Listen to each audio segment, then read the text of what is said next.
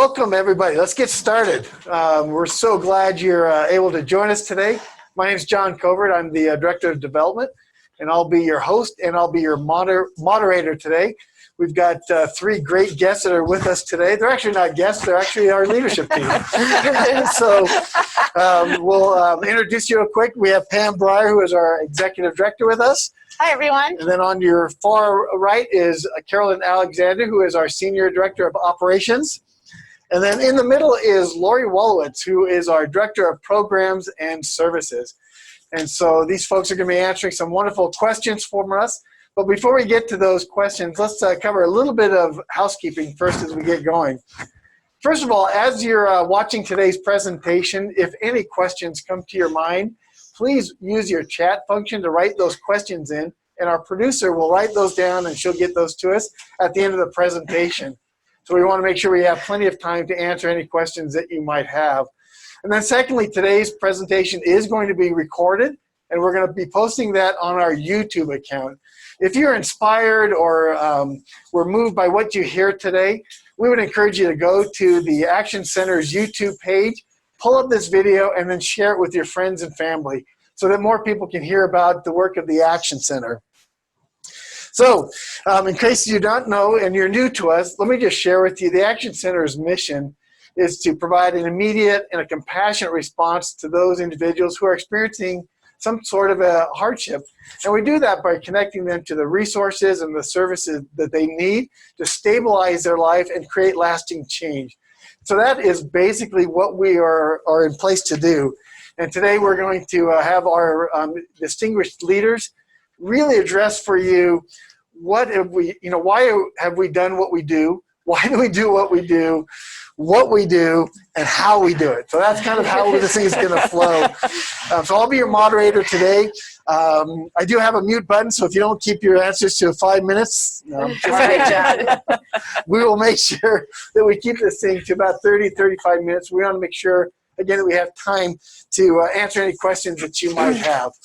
So let's get this thing started, and we'll start with Pam. So Pam, really the first question I'd like to ask for you, you're the leader of this incredible team of committed and dedicated staff members and volunteers. Can you share with us really what your impression of the need that's been in our community over this last 12 months, and tell us as well how the Action Center has been really uniquely positioned to meet that need. Absolutely. Thank you, John. Nice to see you all. Well, I can't see you actually, but nice to be seen by you all. So, as John said, we have been incredibly busy here over, I guess we're approaching 12 months of dealing with COVID. The Action Center pivoted rather quickly when we saw the need to create a safer environment for our participants, for our staff members, for our volunteers. And we moved to serving people outside. We were operating in our beautiful program services building, and people were coming for self-select grocery and to meet and sit down with advocates before COVID. And we knew that wasn't going to be safe once COVID hit. And so we moved everything outdoors and almost immediately saw a spike in need in our community and a real growing urgency around services and resources and how to get those resources.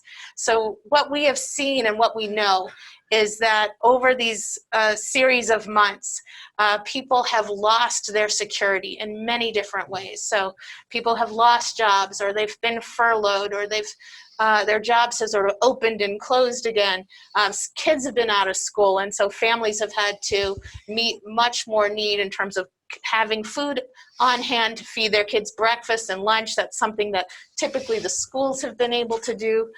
We have a lot of new people who have never before had to come to the Action Center for help, who we know are coming now. And we know that because when they come, they say things to us like, oh, I'm really sorry that I'm having to be here. I've never had to do this before. I don't know if I need the help as much as someone else.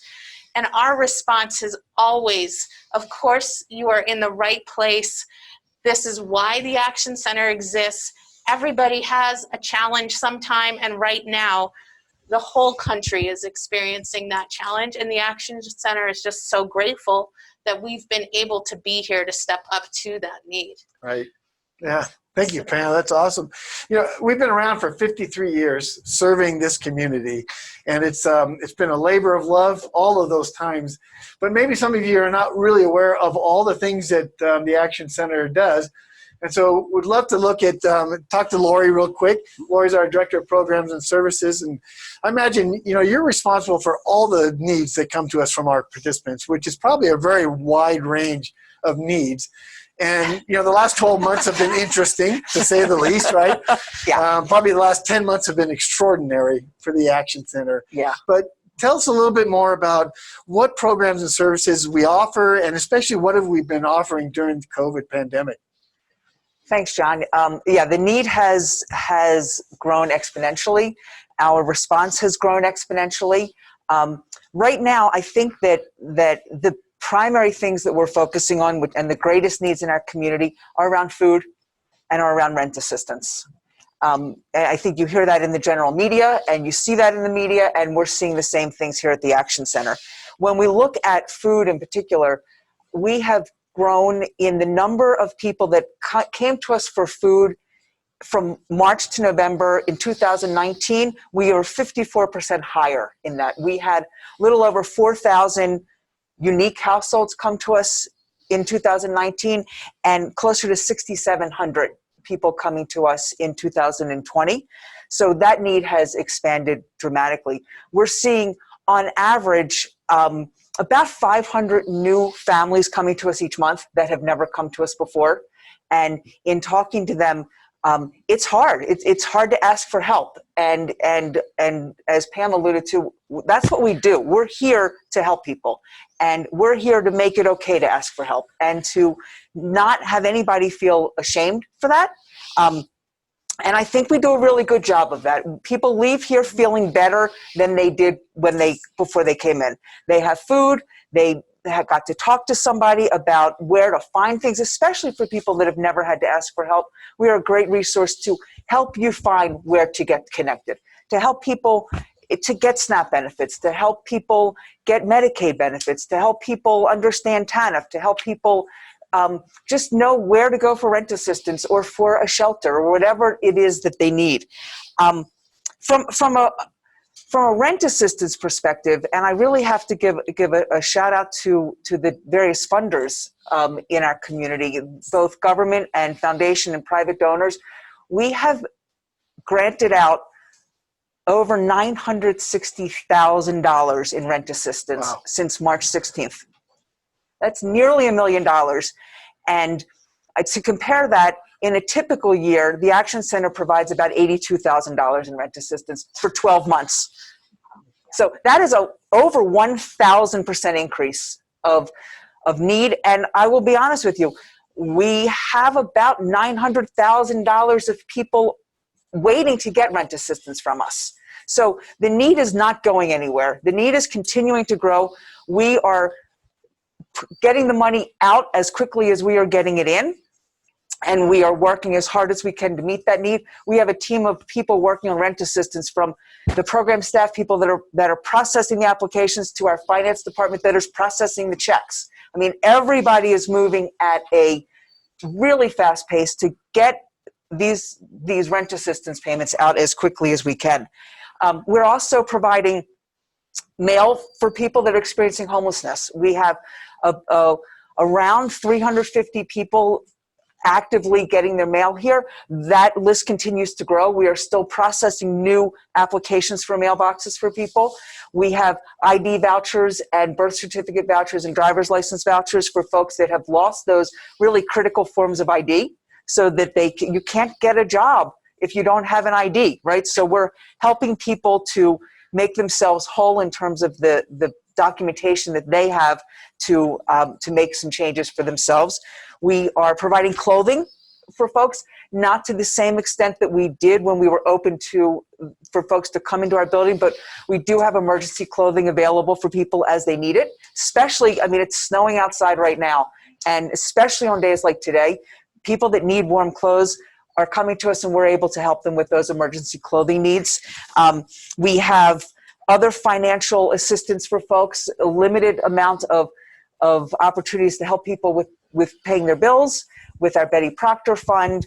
And we have a resource line that folks can call to talk to one of our advocates. Pam had mentioned our advocates, that people used to come into our building and have a one-on-one meeting. Now they can call us, and those advocates are staffing a phone line to answer their questions, to connect them to resources. So we are trying to do everything that we used to do and just do it differently. Right. Now, you touched briefly on it, but on the food side, you shared with me the number of pounds that we've distributed to the community since March. And that number just blew my mind. And can you share with our audience the number of pounds? That was the one number I didn't have, John, actually. Well, I can, but what I can tell you, do you remember the number, John? I do. I remember the number because it was amazing. It is amazing, but I don't have that exact number. Since March, just since March, we've distributed over 1.8 million pounds of food to our community. So let me just let that sink in. 1.8 million pounds of food. Yeah. And that, I mean, it takes an army to do that. It's not something that we just do and it's easy and it's not a problem. It's pretty significant amount of program that we've delivered. Yeah. So yeah, thank you so much for what you do. I mean, you have a huge responsibility, and the weight of all these people must be on your shoulders. Well, it is actually. I think that's the hardest thing is talking to folks and hearing what they're going through, and it's heartbreaking. Yeah. And we're helping, but we're not solving problems right now. We're helping. Right. And that's the hardest thing, because we want to help solve problems, and we can't. Right. And but people need help right now. They need help, and we're here to help, and we're doing that. Yeah. Wonderful. And they need to listen, and we're listening. And I think that's also a really big piece. Yeah. Great. Thank you, Lori. Yep. Appreciate it. Now, Carolyn, you're out there where the rubber meets the road, literally. I just came in from the outside. You got that right, John. You guys didn't see, but when I just saw her, she had her gear on. Safety vest and a hat. And so she's out where it really happens. And making it happen logistically is really a challenge. Maybe if you can tell us a little bit about the challenges that we've faced, as far as a lot of our volunteers are not here anymore. Right. And physically, we've had to change so much about how we do what we do. Yeah, it's really, the impact has been in three main areas: staffing, be that our staff, our employees, and volunteers. Really, I mean, this organization has been around 53 years. And I got here 2 years ago, and it was a really well-oiled machine. We had the right amount of volunteers where they needed to be. We had exactly the right amount of food that we needed on a daily basis. And in one day, basically, March 15th, upside down, shake it all out, and put it back together again. So I shout out to so many of our community members. We really lost probably 95% of our volunteers very quickly, because most of them were in high-risk categories. Wow. And we threw up a sign-up genius on our website, and those are still there for those of you that like to get involved. We now we're operating completely differently. A lot of our volunteers are coming in just for 1 or 2 shifts instead of being on a regular schedule. But we're making it work. It's been challenging for our staff, certainly. We have had times when we're proactively quarantining parts of our staff, and all of a sudden different people are on the trucks going out to get our food donations, and having to backfill and move around, shift to the left, shift to the right. And every day is a new adventure for sure. So staffing has been a challenge. But again, thanks to the community, there were days where I was like, I don't know if we are going to be able to open. And then lo and behold, 12 people showed up, many of whom we had never seen before. So it's been just heartwarming. Sometimes I've been in tears just in gratitude of, oh, where'd you come from? Okay, we meet you today. Thank you for being here. And here, fill this bag of food. So it's basically all worked out okay. I sometimes wake up in the morning and not quite sure how it's all going to come together, but it does. Yep. So volunteers and staff has been challenging. The food and has been really, really a mountain. And you just have to have faith that it's all going to come together. This organization really had done a wonderful, wonderful job of pairing the incoming food to the outgoing food. And we didn't actually need to spend any money on food on a regular basis before COVID. We didn't have a line item budget for food expense. We had grocery rescue, and we've got partnerships with Food Bank of the Rockies. And so it really met our needs. And we're up to, it can be $30,000 a month now or more that we're spending. And it's been interesting to see how all those pieces come together. The federal government had programs. The county, Jefferson County, put in a decent amount of, a lot of, they actually started a whole brand new program for a few months to help us with food.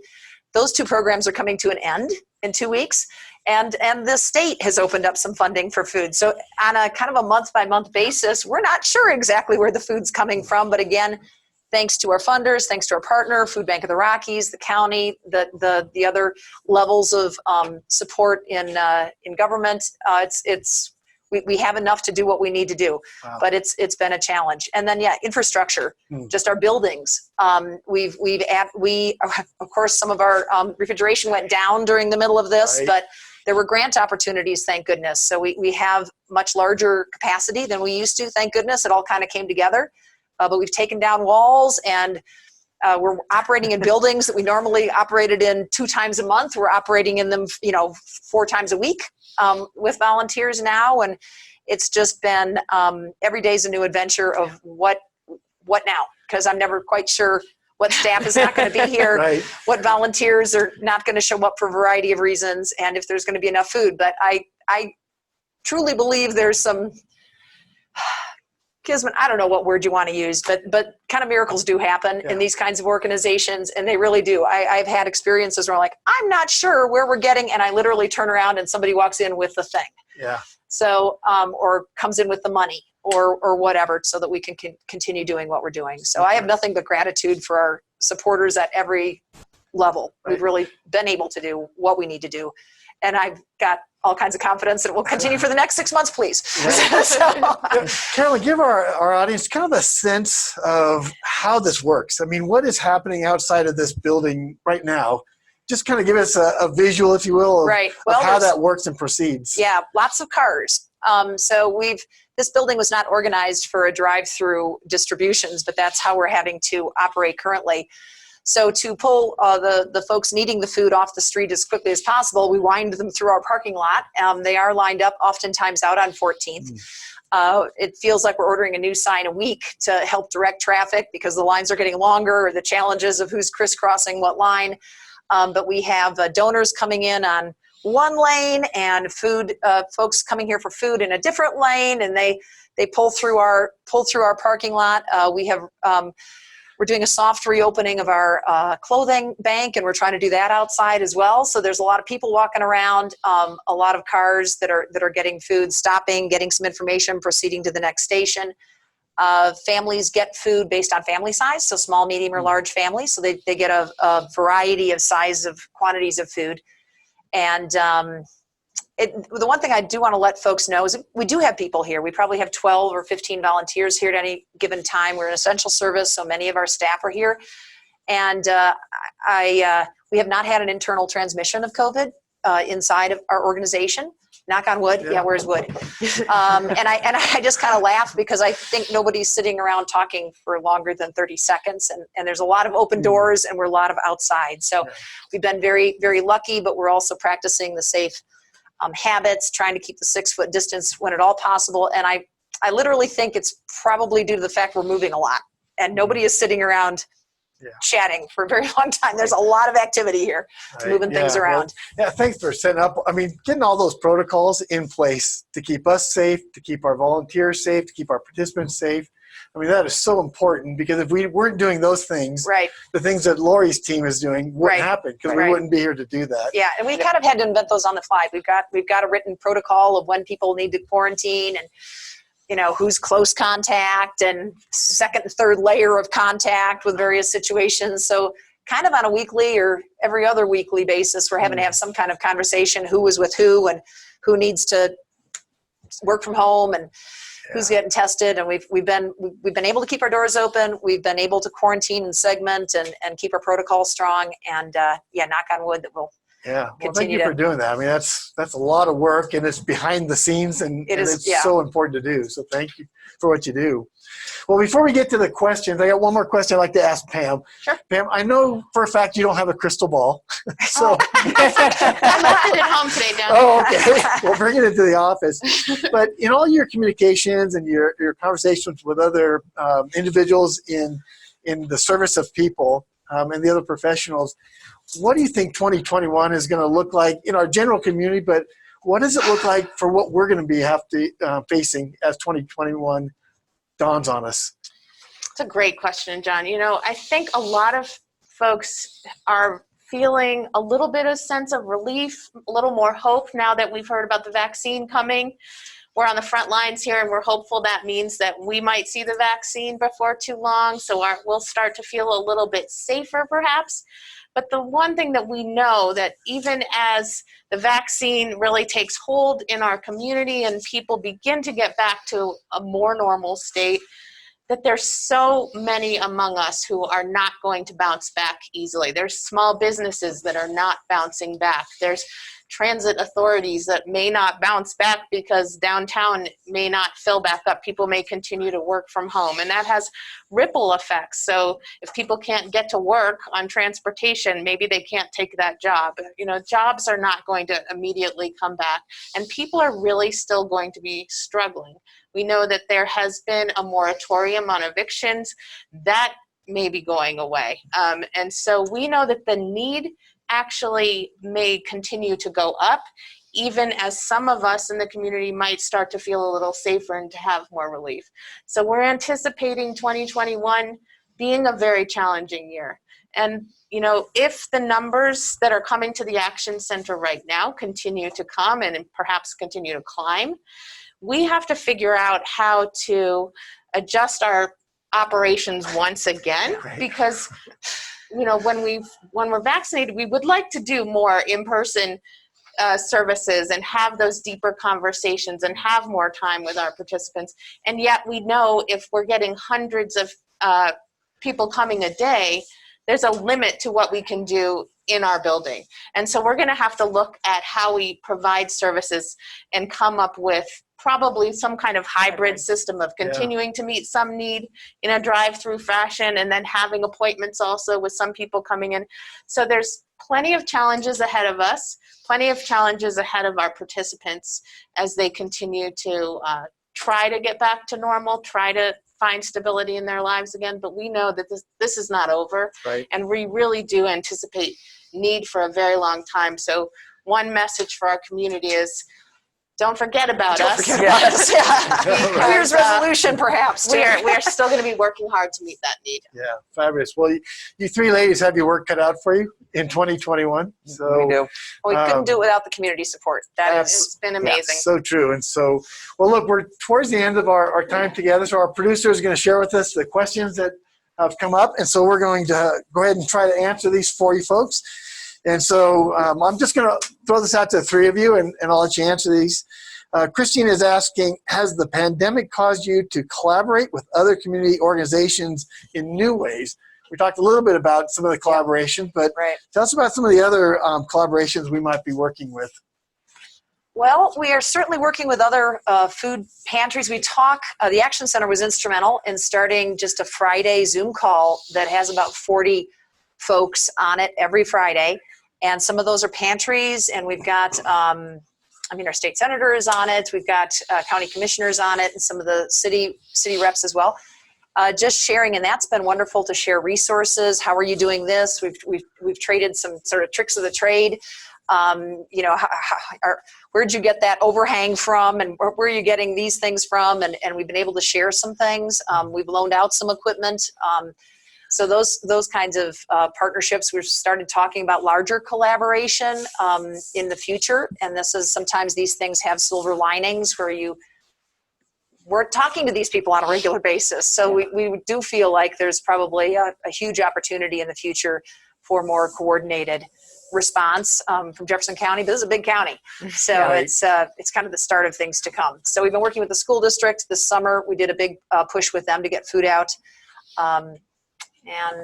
Great. Well, collaborations are so important. I mean, we can't do this on our own. And certainly, just another plug for Food Bank of the Rockies. We historically had a couple of programs we worked with them on, but oh my goodness, we have used every channel of food coming out of Food Bank of the Rockies, and our partnership with them has really skyrocketed. We're on the phone all the time. Great. So, well, this one I think would be down your alley, Lori. Kay is asking, besides donating money or clothing, which is very important, thank you, is there anything that people can do from home right now to volunteer to help us?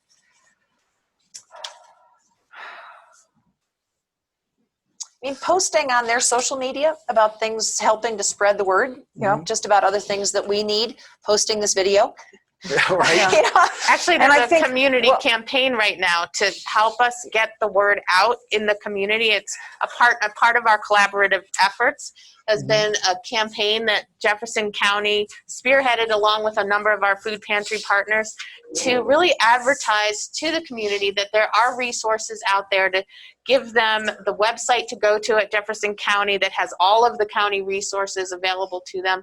And so if you can help spread the word that, you know, if your neighbors are having a need, that there are resources out there, and help people to know that the Action Center and a number of other organizations are here to meet that need, not let people suffer alone, and really help spread that word. That's a key piece And of the support. just using your social network to do a mini drive. Hygiene products, we never have enough of those.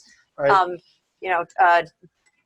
Food and hygiene products are things we could always use. So just Always holding use. a mini drive and just telling your friends, drop off this week, and I'll take it over to the Action Center would be great. Right. And that kind of connects. I mean, people are asking, how often can people get food or rent assistance from us?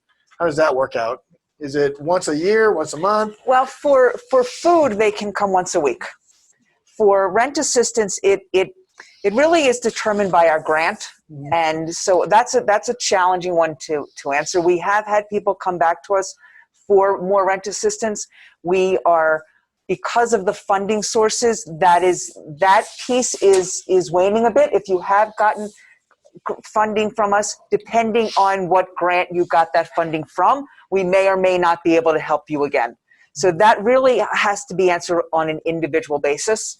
I would send if folks are out here are in need of rent assistance or know somebody that is, I would have you go to our website, and we have a pre-qualification form on the website, and that talks about what we have and what you need to have to qualify, but that doesn't answer if we can give you rent assistance again. So again, that just has to be an individual basis. Right. So Carolyn, Paul is asking, what is our most needed in-kind donations, and what are we accepting right now at the Action Center? Well, always check our website because it does change. There's been a lot of turning on and turning off of clothing specifically. And so right now we are taking food. We always take food. This is an emergency. We need food. We take food. Yeah. We take hygiene products. We are taking cold weather hats, mittens, gloves, scarves, coats, cold weather clothing. Sleeping bags. Sleeping bags and blankets. Yeah. Thank you very much. And just check our donate page as we change.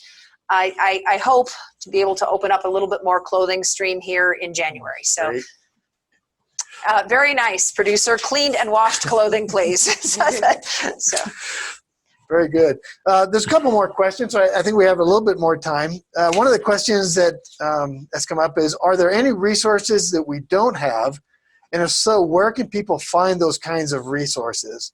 So I'm wondering if that's aimed at 211. So that would be true. I think that the best place, if you were looking for resources, what has started from the very beginning of all of this is that anybody who is offering services to the community has put that information onto the Colorado 211, as well as Jefferson County has started a page that has resources that are very specific to Jefferson County. And that resource is on the county website. I believe if you were to search Jefferson County Community Resources, then it would come up directly. And you will have, there's listings of all of the different categories and then all of the different places within Jefferson County. And what I can tell you, because of the campaign that Pam mentioned earlier, that all of those resources are now up to date. So anything that you could find on the Jefferson County website will be an up-to-date listing of what's happening at that organization, as well as a link to their website, because what is up to date today honestly may not be up to date next week because things are changing so quickly. But really, 211 and Jefferson County Community Resources are the two, I think, most reliable places to go for resources. Great. Thank you, Lori. This one kind of is, I think, Pam, you touched on this briefly, so maybe you can dial a little deeper into this, but they're asking, why is the mail component so important to people, the mail service that we provide? Yeah, I think Lori was speaking to that, you know, without address, a physical address to receive mail, you can't access benefits. You can't apply for a job. You can't apply for a new ID. You can't have communication with your loved ones. So mail is just such an important piece of the services that we offer for those who are really in a place where they're housing insecure. Maybe they're couch surfing, going from one location to another. Maybe they're living in a car. It's absolutely critical that they have a way to stay connected to the community and to the critical resources that they're needing to get. So Right. that's why it's such an important piece of ours. So good. Well, we have two quick more questions. This one's quick and easy. Do we need more plastic bags? Do we need more plastic bags? We can always take plastic bags. I guess that's, yeah, I mean, there's always things that aren't on our list that are, it's hard to have a complete list. There you go, Tani. Oh, our producer just gave us a good one, and especially those of you from home. The Action Center gives out a lot of things in what we call t-shirt bags. So these are t-shirts that are turned into bags, and we use them in grocery, we use them in clothing. It's a very iconic Action Center thing that's been happening here for many, many years. So if you have extra t-shirts, or if your friends and family have extra t-shirts and you like to sew, simply put the bottom seam, take off the shirt, widen up the sleeves, and seam up the bottom, and bring us over some bags. So we use a lot of bags here. Yeah. So yes, we can take bags. I think there's directions on how to make a t-shirt bag on YouTube. You can On Google YouTube, it. yeah. There's a couple of different styles, actually, so you can choose your... So last question, maybe Laura, you can help me with this one, is how do we reach out to our participants? How do we connect with them? How do they hear about the Action Center? Word of mouth is mouth. huge. Probably our number one way that people learn about us is from word of mouth. But also we have social media. Our social media is open to everybody. Everybody is looking at our website. Everybody is looking at social media and our partners. So we have a really amazing network of other service providers in Jefferson County that we are in constant communication with. And we're always sending our information to them for them to give to their constituents, their clients, their participants, and vice versa, so that we can refer to them as well. So human services is also a very big resource for people that come to us. But I think word of mouth, and we do a whole lot of outreach in many different ways to get the word out to the community, because people are everywhere. So we have to be really broad in our outreach to the Jefferson County community as a whole. Right. Yeah. Well, thank you very much. We're at our 30 minutes, and so we want to certainly be respectful of your time. But just a couple of quick closing announcements that I'd love to share with you all, because I think they're very important. Is one, if you've not seen the Action Center, if you're new to us, we do virtual tours 3 days a week. And so you can go onto our website at theactioncenter.org, click on the Get Involved button and search down, and you'll be able to sign up for a date that is appropriate to your schedule. So take a virtual tour. They're a lot of fun. They're interactive. It is live and virtual, so it's kind of a unique combination. And then secondly, on January 15th, we're going to be having our annual meeting. And so we have an exciting speaker that's the executive director of Jeffco Human Services, is going to be our special guest. Her name's Mary Berg. Thank you. Mary Berg is coming. We'll chat a little bit about our finances, but it's our annual meeting. So that's on January 15th. So keep an eye on the emails that you get from us and our newsletters.